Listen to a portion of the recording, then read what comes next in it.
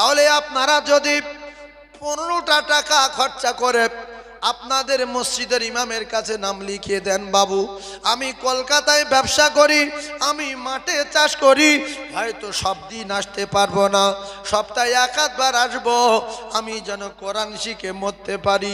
আপনারা রাগ করবেন না, বহু ধনী লোক কোটি কোটি টাকার মালিক আছে, হজে গেল, মদিনায় গিয়ে কোরআন পড়তে পারে না। আছে না নাই বলে? অনেক হাজী সাহেব আছে কোরআন শরীফ পড়তে পারলো না। আল্লাহর নবী জানান, যারা মদিনায় যায় আমি রাসূলুল্লাহ জানিয়ে দিলাম, এরা যখন আমার রওজার কাছে কোরআন তেলাওয়াত করে, আমার রওজার কাছে সালাম দেয়, আমি নবী আমি নবী আমি নবী ওদের গলার আওয়াজ নিজে কানে শুনতে পাই। জোরে বলুন। শুধু তাই না, আমি মদিনাতুল মুনাওয়ারায় গিয়ে এক লাইন কোরআন পড়তে পারিনি। বলেন তো, আমি হাজী সাহেব হজ করতে যাচ্ছি, দোয়া কুনুত জানি না, তাহলে বেতের নামাজ মদিনায় পড়বো কি বলে? ভাইজান আমার, আমি হাজী সাহেব হজ করে বাড়িতে ফিরে আসলাম, মক্কায় কোরআন পড়তে পারিনি, সাফা মারওয়ায় কোরআন পড়তে পারিনি, রিয়াজুল জান্নাতে কোরআন পড়তে পারিনি। বাড়ি আসার পরে সবাই বলছে, হাজী সাহেব আপনি একটু এশার নামাজটা পড়িয়ে দেন, আপনার দোয়া 40-41 দিন কবুল হবে, আপনার পিছনে আমরা এশার নামাজটা পড়ব। হাজী সাহেব বলছে, আমার দ্বারায় হবে না, কিন্তু হজ করে এসেছে গায়ে বড় জামা, তাই আমি আপনাদের দুটো পায়ে ধরে বলছি, আল্লাহ পাক আপনাদের সম্পদ দেবেন, আমি চাই আল্লাহ সম্পদ দিক, আর আমি চাই আল্লাহ পাক আপনাদের প্রত্যেকের মদিনা দেখাক। আপনারা মদিনায় যান, তবে মদিনায় যাওয়ার আগে কোরআন শরীফটা শিখে যান। কেউ কোরআন শরীফ যদি শিখে মদিনায় যায়, আল্লাহ রসুল খুশি না বেজার? বহু হাজী সাহেব আছে, হয়তো আপনারা এদিকে নেই বলে হয়তো হ্যাঁ না কিছু বলছেন না, হাজী হজ করতে যাচ্ছে কোরআন শরীফ জানে না। বিশ্বাস করুন, এরকম বহু লোক আছে, হাজী যাচ্ছে কোরআন শরীফ পড়তে পারে, আছে না নাই বাবু? ভাইজান আমার, বাবা দিরা, তাহলে আপনি হজ করতে যাচ্ছেন, আপনার হজে খরচ হচ্ছে 5 লাখ টাকা, লোকজন খাইয়ে কম করে 5 লাখ খরচ ধরি, এখন 5 লাখ কেন 6 লাখ 7 লাখ হয়ে যাচ্ছে, তাহলে 15টা টাকা, 15 টাকা 10 টাকার 5 টাকা, এই 15 টাকা খরচা করে একটা কায়দা কিনবেন, ইমাম সাহেবের কাছে মাসে এক আধবার পড়তে পড়তে অটোমেটিক আপনি আল্লাহর কোরআন শিখে যাবেন। তখন আপনার কত ভালো লাগবে, আপনি তখন বুঝবেন যে আল্লাহ 15 টাকা খরচা করে আমি এইবারে হজ পাকে যাব, রাসূলুল্লাহর কোরআন শোনাবো, আমি মক্কা মদিনায় যাব, সব জায়গায় কোরআন পড়বো, দেশে আসবো, ইমাম না থাকলে মসজিদে নামাজে ইমামতি করব, আর আমার আব্বা মা যদি মারা যায়, আমি বেটা কোরআন পড়তে পারি, আমি আমার আব্বা মার জানাজার ইমামতি করব। মা বাপের জানাজার ইমাম হওয়ার জন্য মাওলানা হওয়া দরকার লাগে না, মুফতি হওয়া দরকার লাগে না, হাফেজ হওয়া দরকার লাগে না, মাস্টার হলো পড়াতে পারবে, ডাক্তার হলো পড়াতে পারবে, পুলিশ হলো পড়াতে পারবে, আইপিএস হলো পড়াতে পারবে, লয়ার হলো পড়াতে পারবে, জজ হলো পড়াতে পারবে, উকিল হলো পড়াতে পারবে। সে যদি নামাজি হয়, সে যদি কোরআন পড়তে পারে, জানাজার নিয়ম কানুন জানে, কিতাবে লেখা, ওই তার মা বাপের জানাজার ইমাম হবে। আপনার একটা কথা বোঝেন, 2 কোটি 3 কোটি 4 কোটি টাকা ছেলেদের জন্য রেখে গেলাম, ওই আমার ছেলে এমন ছেলে তৈরি করেছি, আমার জানাজা পড়াতে পারবে না, আমার মাথার ধারে বসে সূরা ইয়াসিন পড়ে ফুঁক দিতে পারবে না। ও কলিজার টুকরারা রে, মৃত্যুর এত যন্ত্রণা, মৃত্যুর এত কষ্ট, মৃত্যুর এত ব্যথা, এত বেদনা, যেদিন মৃত্যুবরণ করবে সেই দিন ছাড়া আর বুঝিয়ে বলা যাবে না, বোঝানো যাবে না, কারণ মালাকুল মউত নিজে জান কবজা করেন, মালাকুল মউত নিজে জানে না। মৃত্যুর কষ্ট মালাকুল মউত জানে। ডাক্তার যে কাটা রুগীগুলো সেলাই করে, রুগীগুলো ছটফট করে, ডাক্তার হ্রাস করে, কিন্তু ডাক্তার কি জানে যে কত লাগে? ডাক্তার বুঝে ওই দিনে যেদিন নিজের কোনো জায়গায় কেটে যাবে, যেদিন নিজের সেলাই নিজে করবে বা অন্য কেউ করবে, সেদিন বুঝতে পারবে সেলাই করার কত যন্ত্রণা। কেতাবে লেখা রে আল্লাহ নবী ইদ্রিস আলাইহিস সালাতু ওয়াস সালাম, আল্লাহর নবী ইদ্রিস আলাইহিস সালাতু ওয়াস সালাম মৃত্যুর যন্ত্রণা বুঝবো বলে, মৃত্যুর কষ্ট বুঝবো বলে মালাকুল মউতকে বললেন, দোস্ত, ও দোস্ত আজরাইল, তুমি তো আমার দোস্ত, তুমি জান কবজা করা কাজ করো, আমি তোমার দোস্ত, তুমি আমার জানটা কবজা করো, জানটা হাতে করে রেখে দাও, আল্লাহর কাছে নিয়ে যাওয়ার দরকার নাই, ফের আমার জানটা দিয়ে দিও, আমি একটুখানি জানতে চাই মৃত্যুর কত কষ্ট হয়। মালাকুল মউত বললেন, দোস্ত ইদ্রিস পয়গম্বর, আমি জান কবজা করার কাজ করি বটে, কিন্তু আল্লাহ পাকের বিনা অর্ডারে আমি কারো জান কবজা করি না। আপনি যদি মৃত্যুর কষ্ট জানতে চান, আপনি আল্লাহকে বলেন, আল্লাহ যদি আমার অর্ডার দেয় ঠিক ওইভাবে আমি জান কবজা করব, ফের ঢুকিয়ে দেব, জান আল্লাহর কাছে নিয়ে যাব না। ইদ্রিস নবী দোয়া করলেন, আমার আল্লাহ পাক দোয়া কবুল করলেন। মালাকুল মউতকে বললেন, আমার ইদ্রিসের জান কবজা করো, জান আমার কাছে আনার দরকার নাই, ফের জানটা ঢুকিয়ে দিও, আমার পয়গম্বর জানতে চায় মৃত্যুর কত কষ্ট হয়। কেতাবে লেখা আছে ইদ্রিস আলাইহিস সালাতু ওয়াস সালামের জান কবজা হলো, হাতে করে ধরেছিল, আবার ঢুকিয়ে দিল, ইদ্রিস নবী জীবিত হয়ে গেল। মালাকুল মউত বললেন, দোস্ত ইদ্রিস, মৃত্যুর কত যন্ত্রণা, মৃত্যুর কত ব্যথা বেদনা আমিও জানি না, জানতে চাই।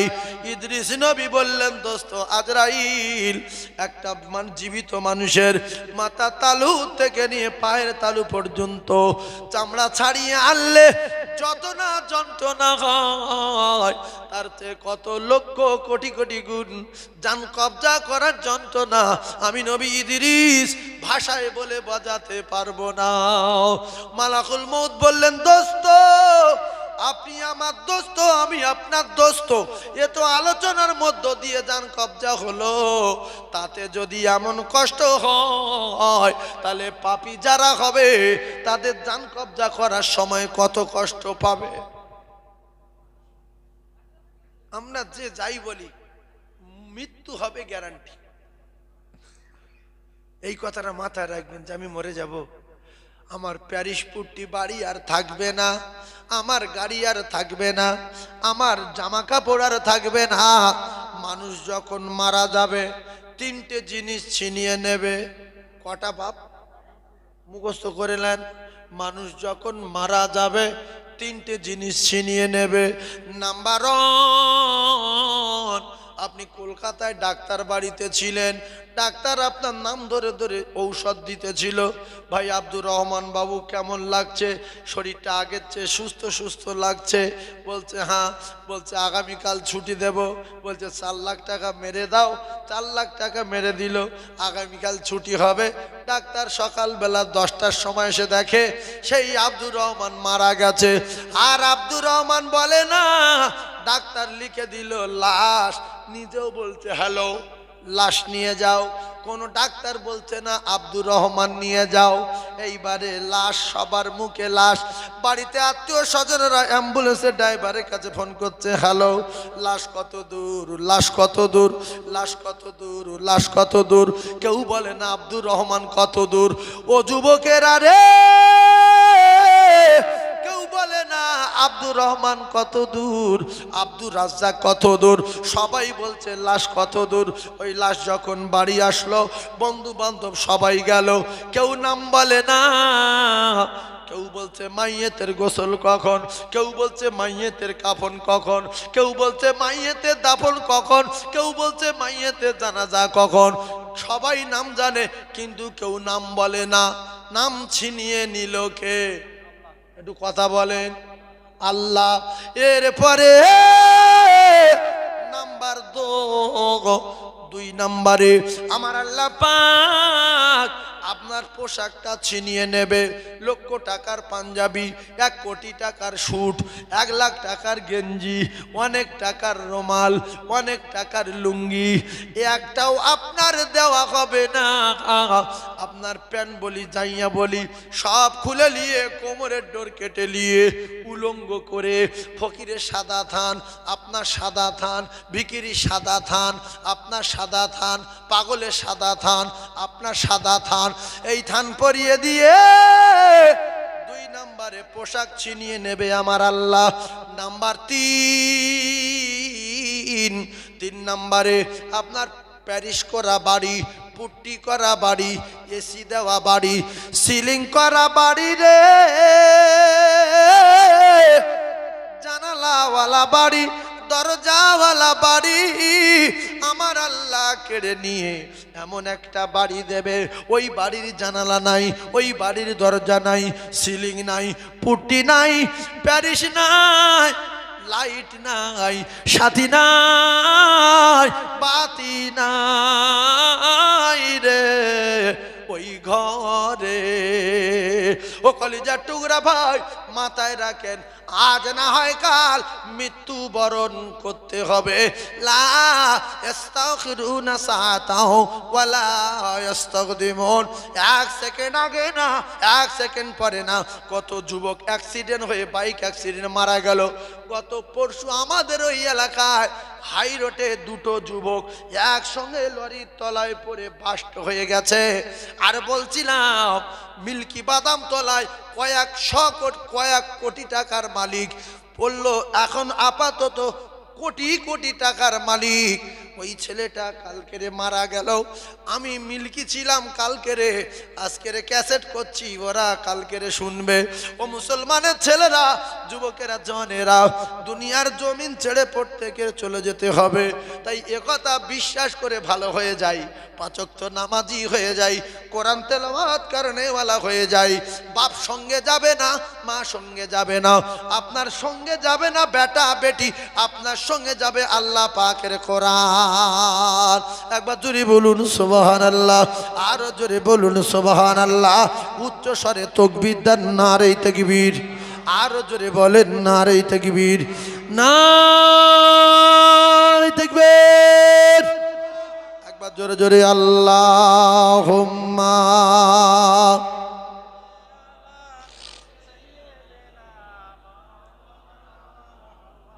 ওয়া আলা আলি সাইয়্যিদিনা মাওলানা মুহাম্মদ যোগ কাজ করিতে গেলেন নবী। ও নবী খাদিজা বিবির বাড়িতে, আর নবীর প্রেমে মগন হলো পরকালে আশাতে। ওরে লাইলির প্রেমে মজনু পাগল, আর ইউসুফ প্রেমে জুলাইখা, আর নবীর প্রেমে বেলাল পাগল, আর পাগল খাদিজা। জোরে জোরে লা ইলাহা, সবাই বলেন লা ইলাহা ইল্লাল্লাহু মুহাম্মাদুর রাসূলুল্লাহ। সকলে বলেন সাল্লাল্লাহু আলাইহি ওয়াসাল্লাম। এইবারে আমি আপনাদের দোয়া শিখিয়ে দেব। বিশ্ব নবী বললেন 3 জনের দোয়া কবুল হয়। কজনের দোয়া কবুল হয়? 3 জনের দোয়া কবুল হয়। রাসূল বললেন সালাস। সালাস মানে কত? 3। আর আরবা মানে, আর রাকাতায় মানে 2। সালাসু দাওয়াতুন মুস্তাজাবাতুন লা শাক্কা ফি। আল্লাহ নবী বললেন কোন জায়গায় কোন পর্দায় আটকাবে না। নাম্বার 1 দাওয়াতুল মাজলুম। ও মেরা আমার বাবাদিরা, দাওয়াতুল মুসাফির, দাওয়াতুল ওয়ালিদি আলা আওলাদি। 3 নম্বরে আপনারা ভালো করে কথা মাথায় রেখে দেন। আল্লাহর নবী বলেন মজলুমের দোয়া কবুল হবে, মুসাফিরের দোয়া কবুল হবে, মা বাপের দোয়া কবুল হবে। পৃথিবীর জমিনে যত বড় বড় পীর আছে, যত বড় আল্লাহর ওলি আছে, যত বড় মাওলানা আছে, কোন জায়গায় গ্যারান্টি দেওয়া নাই মুফতি হলে তার দোয়া কবুল হয়, মুহাদ্দিস হলে তার দোয়া কবুল হয়, পীর হলে তার দোয়া কবুল হয়, গ্যারান্টি না না না। আল্লাহর নবী গ্যারান্টি দিয়েছে, মজলুমের দোয়া কবুল হয় গ্যারান্টি, মুসাফিরের দোয়া কবুল হয় গ্যারান্টি, মা বাপের দোয়া কবুল হয় গ্যারান্টি। আর আমার আপনার দোয়া কবুল হতে পারে নাও পারে, জানেন তিনি যিনি হলেন আমার আল্লাহ। তাহলে তিনজনের দোয়া কবুল হয়। এইবারে আপনারা কথা মাথায় রাখেন, আমরা তিনজন ব্যক্তির দেখে ভয় করব। নাম্বার ওয়ান, দাওয়াতুল মাজলুম, মজলুমের দেখে প্রচুর ভয় করব। কারণ আল্লাহ রসুল বলেন, তোমরা মজলুমের সেবা করো, মজলুমের দোয়া লাও, মজলুমের খুশি করাও। এই মজলুম যদি দোয়া চায়, কপাল খুলে যাবে, সাত আসমান ভেদ করবে, আল্লাহ পাকের আরশে আজিমে যাবে, মাঝখানে কোথাও কোনো পর্দায় আটকানো যাবে না। দ্বিতীয় নাম্বার হলো, এই মজলুমের যারা কষ্ট দেয়, ধরুন আপনার গ্রামের সাইডে একটা বাড়ি, তার পানি পাস করার রাস্তা নাই, মজলুম মানুষ, বংশ ভারী না, ওই মজলুম মানুষের আপনারা কষ্ট দিচ্ছেন। আল্লাহ রসুল জানান, ওই মজলুমের যে কষ্ট দেবে, ওই মজলুম পানি পাস করতে পারে না, আমি রসুলুল্লাহ জানিয়ে দিলাম, ওই মজলুমের সুস্থভাবে থাকতে দাও, ওর পানি পাস করার রাস্তা যদি তুমি করে দাও, ইল্লা মিন সাদাকাতিন জারিয়া, আমি নবী কথা দিলাম, কিয়ামত পর্যন্ত কবরে শুয়ে শুয়ে সওয়াব পাবে। আর যদি ওই মজলুমের কষ্ট দাও, তাহলে ওই মজলুম বদদোয়া করবে, ওই মজলুম বলবে, আল্লাহ আমার প্রচন্ড কষ্ট দেয়, এর বংশ ধ্বংস করে দাও। আল্লাহর কসম, নবী বলেছে দোয়া কবুল হবে, দোয়া কবুল হবে। পৃথিবীর কোন আসমানে আমার আল্লাহর এই মজলুম বান্দার দোয়া কোনো পর্দায় আটকানো যাবে না। দ্বিতীয় নাম্বার হলো দাওয়াতুল মুসাফির, মুসাফিরের দোয়া কবুল হয়। এজন্য মুসাফির দেখলে তোমরা দোয়া লাও, মুসাফির দেখলে তোমরা সেবা করো, মুসাফির দেখলে তোমরা খিদমত করো, মুসাফিরের বদদোয়া লিও না। আল্লাহর নবী বলেন, মুসাফির যখন বদদোয়া করবে, সাত আসমান জমিন ভেদ করবে, আল্লাহর দরবারে কবুল হবে। মুসাফির যখন দোয়া করবে, সাত আসমান জমিন ভেদ করবে, আল্লাহ পাকের দরবারে কবুল হয়ে যাবে। তৃতীয় নাম্বার হলো জনম দুঃখী মা, জনমদাতা পিতা। আল্লাহর নবী বলেন, হুমা জান্নাতুকা, তোমার মা তোমার বাপ তোমার জন্য জান্নাত, ওয়া নারুকা, আর তোমরা যদি এদের সঙ্গে অসৎ আচরণ করো, ঠিকানা হবে তোমাদের জাহান্নাম। আর তোমার মায়ের এত পাওয়ার, ইন্নাল জান্নাতা তাহতা রিজলাইহা, আমি রাসূলুল্লাহ কথা দিলাম, জান্নাত রয়েছে তোমার গর্ভধারিণীর কদমের তলায়। জোরে বলুন। তাহলে মা বাপকে আলাদা করে দেওয়ার আগে দুটো বুড়ো আঙুলের টেপ মারবেন, এই বুড়ো আর এই বুড়ো, দুটো বুড়ো বুড়িকে বাদ দেওয়ার আগে দুটো আঙুলের টেপ, জানেন টেপ, ব্ল্যাক টেপ, ওই টেপ মেরে এক দুদিন দেখবেন যে বুড়ো বুড়ি বাদ দিয়েছি, কাজ কাম কি খুব ভালো করতে পারছি না একটু অসুবিধা হচ্ছে, পানির গ্লাস কি ভালো ধরতে পারছি, ভাত কি ভালোভাবে তুলে খেতে পারছি না অসুবিধা হচ্ছে। আপনি হাতে টেপ মেরে ভাত খেতে পারবেন? এর মারলি ভাত ঠিক রে সামনে চলে যাবে, যাবে না? যাবে না। বুড়ো বাদ, অসুবিধা হচ্ছে খাওয়া, পায়খানায় গিয়েছেন অসুবিধা, বুড়ো নেই, বুড়ো নেই, বদনা ধরছেন, ঠেলে পানি ফেলতে পাচ্ছেন না, বুড়ো নেই, বুড়ো নেই, আপনি কলম ধরতে পাচ্ছেন না, বুড়ো নেই, বুড়ো নেই, এইরকম করে ধরতে হবে না, এরকম শিলনোড়া বাটা করতে হবে, বুড়ো নেই, বুড়ো নেই, বুড়ো নেই। এই বুড়ো হলো বাড়ির সম্মান, এই বুড়ি হলো বাড়ির সম্মান। যারা বিদেশে থাকে, এদের মা বাপগুলো যারা বাড়ি থাকে, ওরা কত খুশিতে থাকে যে বাড়িতে আব্বা আছে, মা আছে, কোনো টেনশন নাই। খাওয়া যদি নাও হয়, ওরা চাল টাল ধার করে নিয়ে আসবে, টাকা ধার করে নিয়ে আসবে, হাট বাজার করে নিয়ে আসবে। আর আমার ছেলেটা আমার গিন্নি নিয়ে স্কুলে যাবে না, আমার আব্বা নিয়ে স্কুলে দিয়ে আসবে, আবার ফের নিয়ে আসবে। ওদের একটা বুক আটা থাকে না, থাকে না? আর বাম্মা যখন মারা গেল তখন ওদের বুক ভেঙে গেল। গিন্নিটা কি করছে না করছে, ছেলেগুলো কি করছে না করছে, একটা টেনশন বাড়ে না বাড়ে না? জোরে বলেন, বাড়ে না বাড়ে না? সেই জন্য মা বাপ হলো জান্নাত। একটু জোরে বলেন, মা বাপ কি? জান্নাত। আর মা বাবার সঙ্গে অসৎ ব্যবহার করলে কি? জাহান্নাম। হুমা জান্নাতুকা, আর অসৎ ব্যবহার করলে ওয়া নারুকা, ঠিকানা জাহান্নাম। আর যদি খুব ভালো ব্যবহার করো, ইন্নাল জান্নাতা তাহতা রিজলাইহা, আমি রাসূলুল্লাহ কথা দিলাম জান্নাত রয়েছে তোমার গর্ভধারিণীর কদমের তলায়। জুরি বলুন সুবহানাল্লাহ। তাই আমি আপনাদের জানিয়ে দেই, কোনো গরিব যদি বিপদে পড়ে যায়, মুসলমানদের উচিত হলো তার সহযোগিতা করা, তার পানিটা ভিটের থেকে বাইরে পার করে দেওয়া। ও কলিজার টুকরারা, যুবকেরা, জওয়ানেরা, কোনো জায়গায় রাস্তা তৈরি হচ্ছে, মুসলমানদের উচিত হলো রাস্তাটা ভালো করে তৈরি করে নেওয়া।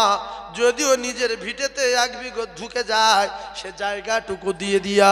আল্লাহ রসুল বললেন, ইল্লা বিন সাদাকাতিন জারিয়া, তুমি যে এক বিঘত জায়গা দিলে জনগণের স্বার্থে উপকারের জন্য, তুমি কবরে চলে যাবে আর কিয়ামত পর্যন্ত শুয়ে শুয়ে নেকি পেতে থাকবে। জোরে বলুন। এরপরে যদি জীবনে কোনোদিন একটা কারেন্টের পোস্ট তোমার ভিটেতে পড়ে, এক বিঘত জায়গা যাবে, তুমি ওটা বসাতে দাও। যদি একটা কল কোনোদিন সরকারের তরফ থেকে আসে, হয়তো দুহাত এক আড়ে ফাড়ে জায়গা যাবে। আল্লাহ নবী বলেন, 200 বিঘা জায়গা আছে দুনিয়ায় রেখে এসেছো, একটা নেকি কবরে আসবে না। ওই কলটুকুর জায়গা দিয়েছো, ইল্লা মিন সাদাকাতিন জারিয়া, অটোমেটিক কবরে নেকি যাবে। এ নেকি কিয়ামত পর্যন্ত বন্ধ হবে না। জোরে বলুন। তাহলে আমি যে কথা বলছি হাদিস, ইজা মাতাল ইনসান ইন কাতানহু আমালুহু ইল্লা মিন সালাসাতিন ইল্লা মিন সাদাকাতিন জারিয়া, এর নাম হলো সাদকায়ে জারিয়া। আচ্ছা, মুসলমান পাড়ায় যদি রাস্তা হয়, সরকার রাস্তা করবে, হয়তো একজনের পাঁচিলের কোল থেকে একটা এক বিঘত জায়গা হলে রাস্তাটা সোজা হবে বা বাড়াবো চওড়াটা সমান হবে। এরকম সময় দেখা গেছে অনেক মুসলমান বলছে ও রাস্তার দরকার নেই, আর আমার এর ভিতরে যেন এক বিঘত আসে না। হয় না? হয় না? হ্যাঁ না বলেন? হয়। তাহলে এটা রাসূলুল্লাহর নীতির খেলাফ হলো, রাসূলুল্লাহর হাদিসের খেলাফ হলো। এ তখন হাদিস বলে বোঝানো হচ্ছে, বলছে আমি হাদিস টাদিস মানি না, চল। তাহলে রাস্তা হলে ছেড়ে দিতে বলেছে কে? আল্লাহর নবী। আর গরিব মানুষ বিপদে পড়লে তাদের উপকার করতে বলেছে কে? আল্লাহর নবী। তাহলে নবীর কথা যারা না মানে, আল্লাহ রসুল যাদের উপরে নারাজ, রাসূলুল্লাহ বললেন আল্লাহ তাদের জান্নাতে দেবে না। কারণ নবী যাদের উপরে খুশি, আল্লাহ পাক বলেন আমি তাদের উপরে খুশি। আর আমার নবীকে খুশি করাতে পারলে ওয়ায়াগফির লাকুম যুনুবাকুম ওয়াল্লাহু গফুরুর রহিম, আমি আল্লাহ তার বিগত জিন্দেগির গুনাহ খাতা মাফ করে দেব। জোরে বলুন সুবহানাল্লাহ, আরো জোরে বলুন সুবহানাল্লাহ। ভাইরা আমার, মুসলমানেরা, যুবকেরা, জওয়ানেরা, আমরা পৃথিবীর জমিনে কেউ ছিলাম না আর কেউ থাকবো না, কিছুদিনের জন্য আছি। স্কুলগুলো দেখবেন লেখা আছে স্কুল প্রতিষ্ঠিত এত সালে, মসজিদ প্রতিষ্ঠিত এত সালে, মাদ্রাসা প্রতিষ্ঠিত এত সালে। আল্লাহর কসম, সব শেষ হয়ে যাবে। আসমান শেষ হয়ে যাবে, জমিন শেষ হয়ে যাবে, পাহাড় শেষ হয়ে যাবে, পর্বত শেষ হয়ে যাবে, সাগর শেষ হয়ে যাবে, আসমানের তারকাগুলো শেষ হয়ে যাবে। বলেন কে? বলেন আমার আল্লাহ। কুল্লাউ, আমার আল্লাহ রাব্বুল আলামিন কোরআনে কারীমের ভিতরে জানিয়ে দিলেন কুল্লু মান আলাইহা ফান ওয়া ইয়াবকা ওয়াজহু রাব্বিকা যুল জালালি ওয়াল ইকরাম। তামাম পৃথিবীর জমিনে সাত আসমানের ভিতরে যা কিছু আছে সব লয় হয়ে যাবে। ও কলিজার টুকরারা, যুবকেরা, জনেরা, কুল্লু মান আলাইহা ফান। তাহলে এর দ্বারাই বোঝা যাচ্ছে স্কুল চির প্রতিষ্ঠিত না, মসজিদ চির প্রতিষ্ঠিত না, কলেজ চির প্রতিষ্ঠিত না, মানুষ চির প্রতিষ্ঠিত না, আসমান চির প্রতিষ্ঠিত না। আল্লাহ বলছে ওয়ায়াবকা ওয়াজহু রাব্বিকা যুল জালালি ওয়াল ইকরাম। চির প্রতিষ্ঠিত আমি আল্লাহ, সব ধ্বংস হয়ে যাবে, বাকি থাকবো আমি আল্লাহ। না থাকবে আজরাইল, না থাকবে জিবরাইল, না থাকবে মিকাইল, না থাকবে ইসরাফিল, না থাকবে আসমান, না থাকবে জমিন, না থাকবে পাহাড়। আমার আল্লাহ জানা নিজাসমা ফাতারত, আমি আল্লাহ আসমান ভেঙে জমিনে ফেলে দেব।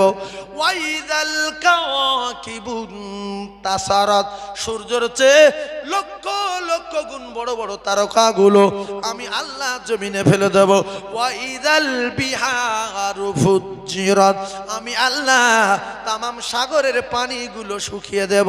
তাহলে প্রতিষ্ঠিত কজন? চির প্রতিষ্ঠিত কে বলেন? একজন বলেন। চির প্রতিষ্ঠিত কে? আল্লাহ। আর পৃথিবীর যা কিছু দেখতে পাচ্ছে এগুলো সব শুধু প্রতিষ্ঠিত, শেষ হয়ে যাবে। তাই পৃথিবীর কোনো জ্ঞানী মানুষ লিখতে পারেনি কোনো দেয়ালে যে কলেজ চির প্রতিষ্ঠিত। লিখেছে কলেজ এত সালে প্রতিষ্ঠিত। কেউ লিখতে পারেনি যে এই স্কুল চির প্রতিষ্ঠিত। কেউ লিখতে পারেনি এই মসজিদ চির প্রতিষ্ঠিত। তাই আল্লাহ বলছে তোমরা যা কিছু দেখছো সব প্রতিষ্ঠিত, একদিন শেষ হয়ে যাবে। ওয়ায়াবকা ওয়াজহু রাব্বিকা যুল জালালি ওয়াল ইকরাম, শুধু আমি চির প্রতিষ্ঠিত। আল্লাহর মৃত্যু নাই, আল্লাহর ঘুম নাই, আল্লাহর তন্দা নাই। লা তাখুযুহু সিনাতুন ওয়ালা নাওম। সুবহানাল্লাহ বলেন, আরো জোরে বলেন। আর এইবারে আপনারা বলেন স্কুল কলেজ মাদ্রাসা মসজিদ কি? আপনারা কিছু বুঝতে পারছেন না? মানুষ, স্কুল কলেজ মাদ্রাসা মসজিদ কি? ওই ভাই ঠিক বলেছে, এগুলো অস্থায়ী আর আল্লাহ পাক চিরস্থায়ী। আল্লাহর মৃত্যু নাই, আল্লাহর ঘুম নাই। আল্লাহ কোরআনে বলছে তন্দ্রা নাই, নিদ্রা নাই, ঘুম নাই। আল্লাহ বলে লা, আমার আল্লাহ বলে লা তাখুযুহু সিনাতু ওয়ালা নাওম। মুসা নবী আল্লাহকে বলেন আল্লাহ আপনার ঘুম লাগে না? মুসা নবী কোথায় কথা বলতে যেতেন বাবা? তুর পাহাড়ে গিয়ে বলছে আল্লাহ আমি যতবার আসি ততবার দেখি আপনি জেগে আছেন, তো আপনার ঘুম ঘুম ভাব হয় না? আল্লাহ বলছে তুমি আমার ঘুমানোর কথা জিজ্ঞাসা করছো, তা তোমার একটু বুঝিয়ে দিতে হবে তো। আচ্ছা তুমি এই গ্লাসটা ধরো তো, পানির গ্লাসটা। তো মুসা নবীকে পানির গ্লাস দিলেন, মুসা নবী পানির গ্লাস ধরলেন। আল্লাহ ঘুমের বলল ঘুম তুমি আমার পয়গম্বরকে ধরো। যেই ঘুম ধরেছে গ্লাসের হাতে আসে, গ্লাস পড়ে গেছে। আল্লাহ বলছে ঘুম ছেড়ে দাও। ছেড়ে দেওয়ার পরে আল্লাহ বলছে মুসা গ্লাস দাও। বলছে রব্বুল আলামিন একটু হালকা ঘুমিয়ে পড়েছি, কুচে গেছে। আল্লাহ বলল আমার দায়িত্ব কতটা, শুধু গ্লাসের না বাটির? আল্লাহর দায়িত্ব কত? আল্লাহর দায়িত্ব সাত আসমান জমিনের। তাই যা কিছু আছে সব দায়িত্ব আমার আল্লাহর। আসমানের বলেছে তুই চুপ করে দাঁড়িয়ে থাকবি, নড়বি না। সূর্যের বলেছে তুই এপার থেকে উঠবি ওপারে যাবি। চাঁদের বলেছে এখানে উঠবি আলো দিবি। তারকাগুলো বলেছে এখান থেকে পিট পিট করে দেখা দিবি। আমার কলিজার টুকরা যা যে কাজ দিয়েছে সেই কাজ নিয়ে রেডি হয়ে আছে। জোরে বলুন সুবহানাল্লাহ, আরো জোরে বলেন। আব্দুল্লাহ আনসারী রাদিয়াল্লাহু তাআলা আনহুর বাড়িতে গেলেন বিশ্ব নবী। আপনারা যারা জ্ঞানী মানুষ বসেছেন একটু বোঝার চেষ্টা করুন। তিনজন সাহাবী নিয়ে আল্লাহর নবী বিশ্ব নবী গিয়ে বললেন আসসালামু আলাইকুম, উত্তর দিলেন না, আবার সালাম দিলেন আসসালামু।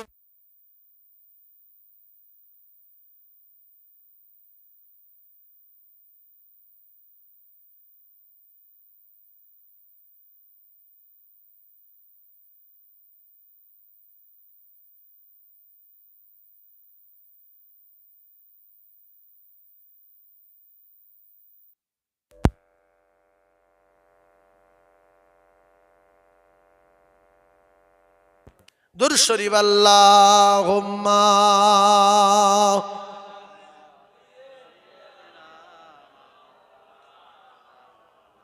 ওয়া আলা আলি সাইয়্যিদিনা।